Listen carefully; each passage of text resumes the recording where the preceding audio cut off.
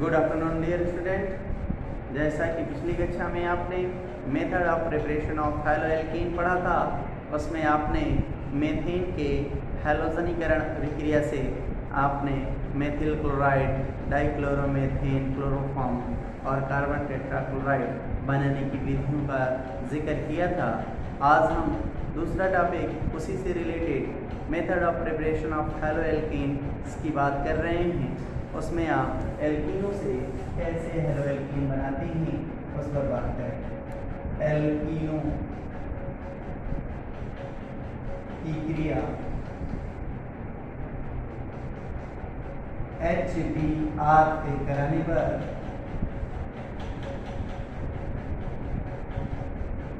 क्या बनता है? एल्किल हैलाइड बनता है। एल्किल हैलाइड बनता है। तो इतना आसान तो है नहीं, इसमें कोई कारण होगा। एल्कीनों की क्रिया HBr से या HCl से HI से कराने पर क्या कर बनता है? एल्किल हैलाइड बनता है। इसमें एक चीज जान लें कि HX की क्रियाशीलता का क्रम क्या होगा? क्रियाशीलता का क्रम आपसे पूछ लिया जाए तो बताएंगे HCl, HBr और HI में सबसे ज्यादा क्रियाशील कौन? HI। अब बात करता है कि सर जी एल्कीनों की HX या HBr से क्रिया, HBr जनरली हम HBr लेते हैं यहाँ की क्रिया कराने पर एल्किल हैलाइड जो बन रहा है वह किस नियम के अनुसार होती है? तो दो नियम के अनुसार। पहला है मार्कोनिकॉफ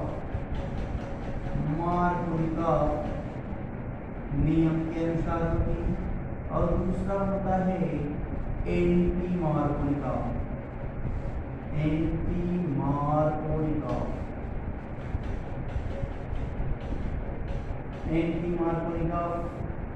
नियम या इसी को बोलते हैं फेरस प्रभाव। फेरस साफ नहीं हो जाता। फेरस प्रभाव या यह जो होती है वो पेरोक्साइड की उपस्थिति में होती है, इसीलिए इसका नाम पेरोक्साइड प्रभाव भी कहते हैं। पेरोक्साइड प्रभाव इतने नाम से जान। तो एल्कीनों की HX से जो क्रिया होती है वो दो नियमों से होती है। पहला है मार्कोनिकॉफ नियम के अनुसार, दूसरा है एंटी मार्कोनिकॉफ नियम के अनुसार। क्या कहता है मार्कोनिकॉफ नियम? कहता है कि जब एल्कीनों की क्रिया, जनरली हम सममित की नहीं बात करते हैं, सममित का मतलब होता है समान, दोनों तरफ समान हो, तो असममित कार्बन की बात करते हैं। असममित कार्बन बनाने के लिए यहाँ पर हम क्या कर दें? एक R जोड़ दें, कोई एल्किल समूह जोड़ दिया, वो methyl, ethyl, propyl, butyl, pentyl, hexyl कुछ भी हो सकता है। तो कहता है जब असममित एल्कीन की क्रिया, असममित एल्कीन की क्रिया HX अणु से कराती हैं तो HX का X वाला भाग, HX का X वाला भाग उस कार्बन द्विकार्बन परमाणु से, युग्मबंधित कार्बन परमाणु से जुड़ता है जिस पर हाइड्रोजन की संख्या न्यूनतम होती है। कहने का तात्पर्य है यहाँ पर HX अणु से जो X भाग है वो किससे जुड़ेगा? उस युग्मबंधित कार्बन परमाणु से जुड़ेगा जिस पर हाइड्रोजन की संख्या न्यूनतम होती है। या दूसरा जो आधुनिक मार्कोनिकॉफ का नियम कहता है, आधुनिक मार्कोनिकॉफ का नियम कहता है कि जब असममित एल्कीन की क्रिया HX अणु से कराते हैं तो उसका X वाला भाग, मतलब ऋणात्मक X माइनस वाला भाग उस युग्मबंधित कार्बन परमाणु से जुड़ता है जो अस्थाई कार्बोधनायन का निर्माण करता है। तो वो विघटन कर लेंगे। देखिए HX अणु से जुड़ा तो क्या बनाएगा? RCH। यहाँ पर X जुड़ गया और x वाला भाग जाके कहाँ जुड़ जाएगा, इस वाले कार्बन यहाँ पर हाइड्रोजन की संख्या अधिकतम है, तो ये वाला यहाँ जाके जुड़ जाएगा, योग अभिक्रिया हो गया और स्त्री बनेगी। कह रहा है कि दूसरा वाला जो आप तरीका बता रहे थे, क्या कहना चाह रहे थे, तो देखो ये जब इसको x यहाँ से हटा दोगे, x अपना इलेक्ट्रॉन लेके आएगा तो कौन सा कार्बोकेटाइन बनाएगा, तो ध्यान दो 2 डिग्री कार्बोकेटाइन बन जाएगा। कितने बनाएगा, 2 डिग्री कार्बोकेटाइन, जो कि 1 डिग्री कार्बोकेटाइन से क्या होता है, अस्थाई। तो ये बात है, तो ये नियम की बात हो गई। तो उत्पाद क्या बन गया, ये आपका एक एल्किल हैलाइड बन गया। तो कहता है कि एंटी मार्कोनिकॉफ क्या होता है, तो मार्कोनिकॉफ नियम का जस्ट अपोजिट होने का मतलब क्या, किसी पेरोक्साइड की उपस्थिति में, किसी कार्बनिक पेरोक्साइड की उपस्थिति में जब आप एल्कीन की क्रिया असममित एल्कीन की क्रिया HX अणु से कराते हैं तो X वाला भाग उस युग्म बंधित कार्बन परमाणु से जुड़ता है जिस पर हाइड्रोजन की संख्या अधिकतम होती है। ऊपर वाले में क्या था, न्यूनतम, यहाँ पर क्या होता है, अधिकतम। रिएक्शन देखें ध्यान से, RCH डबल बॉन्ड CH2 एक असममित एल्कीन है, एसिमेट्रिक कार्बन है, एसिमेट्रिक एल्कीन है, इसकी क्रिया हम किससे करा रहे हैं, HX अणु से करा रहे हैं। कोई भी पेरोक्साइड, नाम ले लिया हमने बेंजोइल पेरोक्साइड, या यहाँ पर कोई भी पेरोक्साइड में पेरोक्साइड की उपस्थिति में, ये जरूरी है, पेरोक्साइड की उपस्थिति में कराते हैं तो X वाला भाग उस युग्म बंधित कार्बन परमाणु से जुड़ता है जिस पर हाइड्रोजन की संख्या अधिकतम होगी। तो H कहाँ जाएगा, न्यूनतम वाले पे चला जाएगा, नाम होगा CH2X आपका बन जाएगा। अब बात करो कि दोनों में सर अस्थाई कौन, ज़्यादा कम अस्थाई कौन, तो याद एक लाइन रख लेना कि यदि असममित एल्कीन की क्रिया मार्कोनिकॉफ के नियम के अनुसार की जाती है तो अस्थाई एल्किल हैलाइड बनता है, और यदि एंटी मार्कोनिकॉफ से करते हैं तो कम अस्थाई एल्किल हैलाइड का निर्माण होता है। एग्जाम्पल के रूप में हम दोनों में ले लें, यहाँ पर हमने क्या ले लिया, CH3CH double bond CH2 plus HBr, HX ने HBr ले लिया, तो क्या बन जाएगा, इसका नाम क्या होगा, प्रोपीन या 1 प्रोपीन।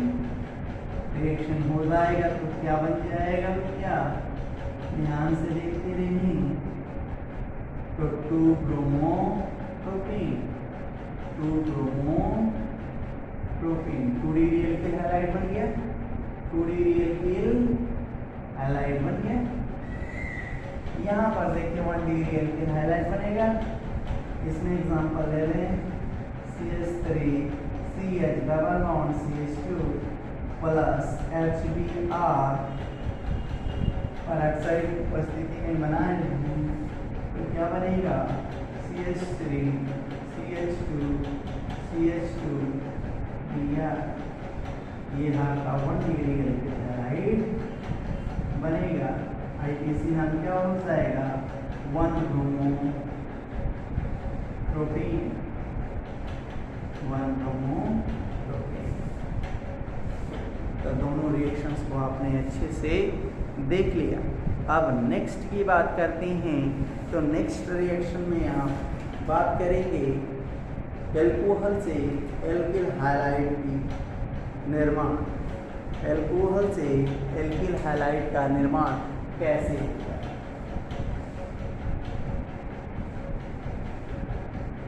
रिएक्शन को अच्छे से पढ़िएगा, समझने का प्रयास करिएगा।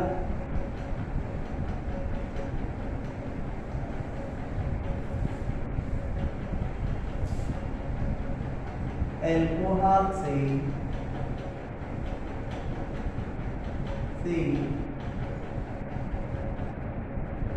या एल्कोहल की क्रिया ऐसे कर लीजिए। तीसरा रिएक्शन पढ़ा रहे हैं हम मेथड ऑफ प्रिपरेशन में। एल्कोहल की क्रिया HX से कराने पर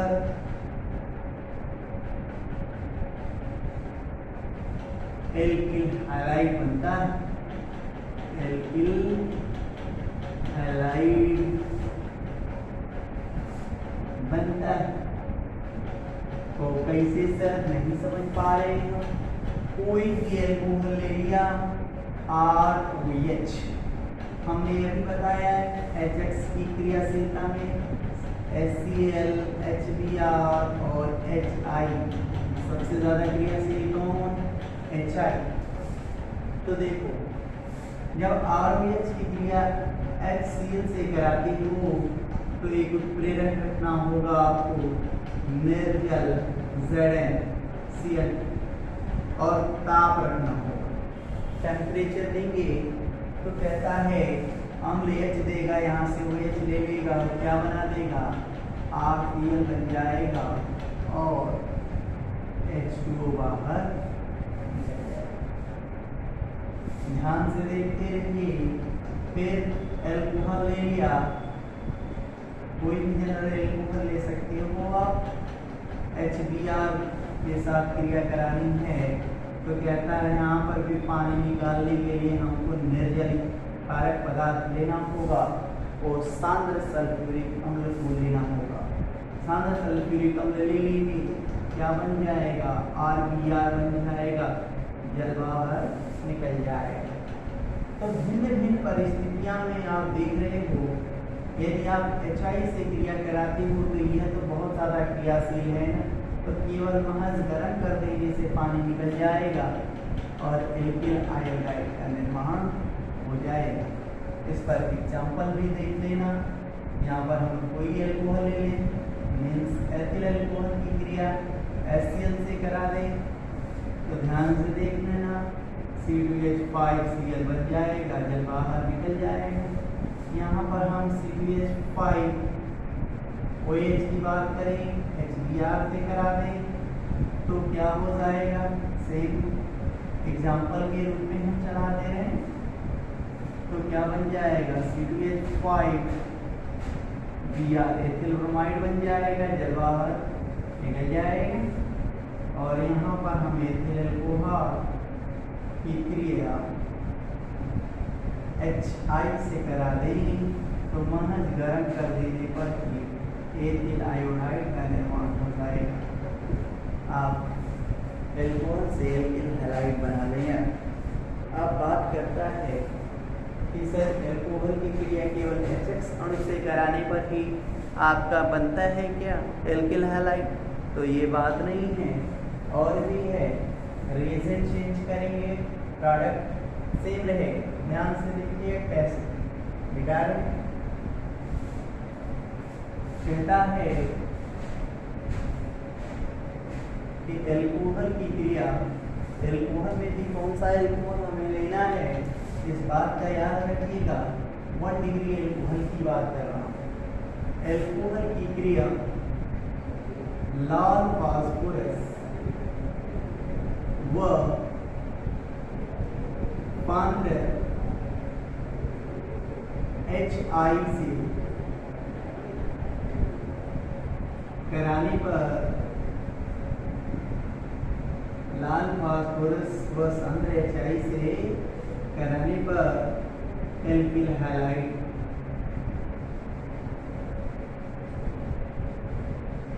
एल्किल आयोडाइड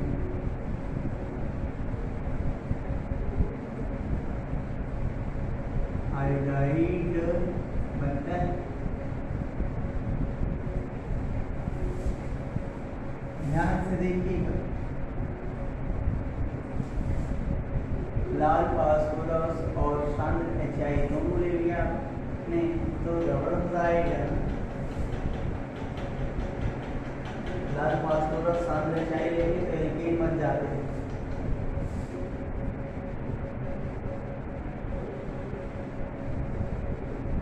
चलिए देखते हैं। अल्कोहल में 1 डिग्री अल्कोहल की क्रिया हम इससे करा रहे हैं। जनरली आप किससे करा दें? लाल फास्फोरस और HI की जगह से ये करा देंगे तो एल्केन बन जाता है। इसको हटा के रिएजेंट लेके लाल फास्फोरस और क्लोरीन या ब्रोमीन या आयोडीन से करा दिया है, आसान हो जाएगा। तब एल्किल हाइलाइट बन जाएगा। हम एल्किल हाइलाइट पढ़ रहे हैं तो एल्किल हाइलाइट बना देंगे। लाल फास्फोरस हमने ले लिया। क्लोरीन की बात बहुत कम करते हैं, ज़्यादातर हम ब्रोमीन और आयोडीन लेते हैं। तो कहता है कि लाल फास्फोरस और ब्रोमीन विलयन ब्रोमीन जल से करा रहे हैं तो क्या बन जाएगा? एल्किल ब्रोमाइड बन जाएगा। एथिल ब्रोमाइड बन गया, यहाँ पे एथिल अल्कोहल लिया तो। और क्या बन जाएगा? H3PO3 बन जाएगा। समीकरण को संतुलित करने गए और क्या लगाया? 6 2 3। ध्यान से देखते रहेंगे। 6 2 लगाया, देखा संतुलित हो गया है। देखिए कार्बन 6 जन के 12, 6 जन के 12, एथिल ब्रोमाइड हो गया। 2 फास्फोरस 3 जन के 6 ब्रोमीन 6 ब्रोमीन। क्लियर है ना? रिएक्शन संतुलित है। ठीक इसी प्रकार एथिल आयोडाइड भी हम बना पाएंगे। इससे क्रिया कराकर 3I2 कर दें, आयोडीन विलयन ले लें तो हमारे क्या बन जाएगा? एथिल आयोडाइड बन जाएगा और आर्थो फास्फोरस अम्ल बन जाएगा। आर्थो फास्फोरस एसिड बन जाएगा। भाई ये क्या बन गया?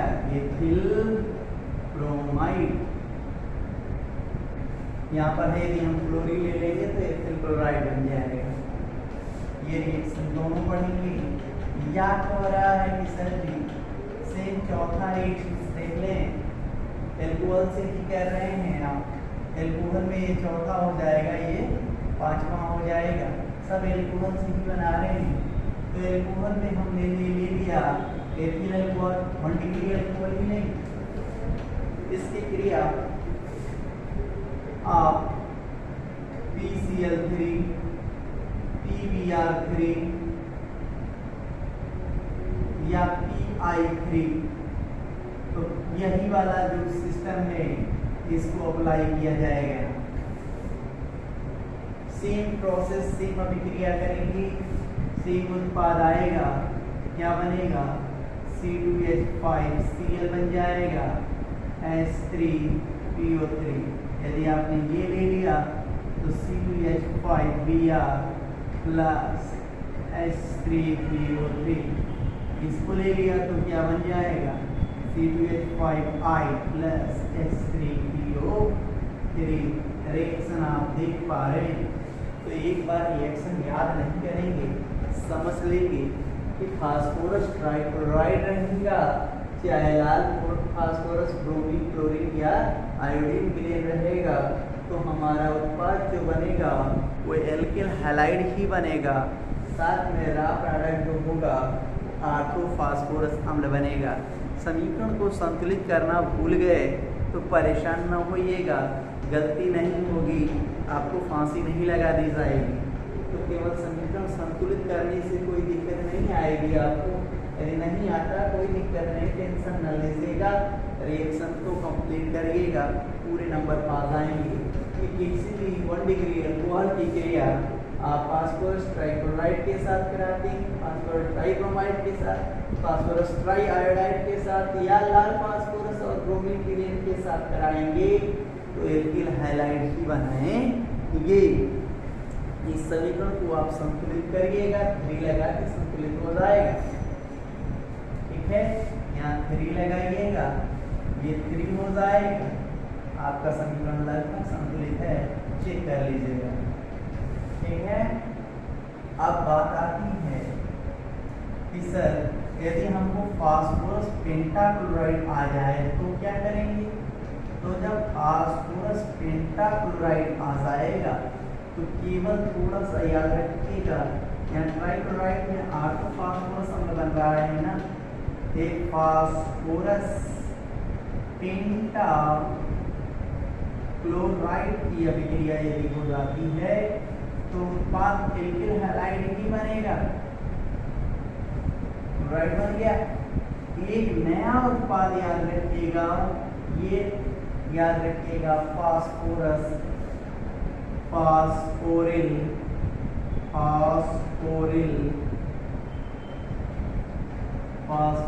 क्लोराइड बनेगा और HCl बाहर निकल जाएगा। समीकरण संतुलित होगा एकदम अच्छे से क्लियरिफिकेशन के साथ। ये हो आपका एल्किल हैलाइड बनेगा 1 डिग्री एल्कोहल के साथ। शेष रिएक्शंस को हम नेक्स्ट क्लास में देखेंगे। बाय नेम रिएक्शन है इसलिए इसको छोड़ रहे हैं। नेक्स्ट क्लास में हम जब बॉन्ड्स लीकर अभिक्रिया पढ़ाएंगे तो वहाँ पर भी आपको एक और बाय नेम रिएक्शन के साथ रिएक्शन को कंप्लीट करेंगे। आपने देखा एल्कोहल से कैसे एल्किल हैलाइड बनाते हैं, एल्कीन से कैसे एल्किल हैलाइड बनाते हैं आज की क्लास में। धन्यवाद।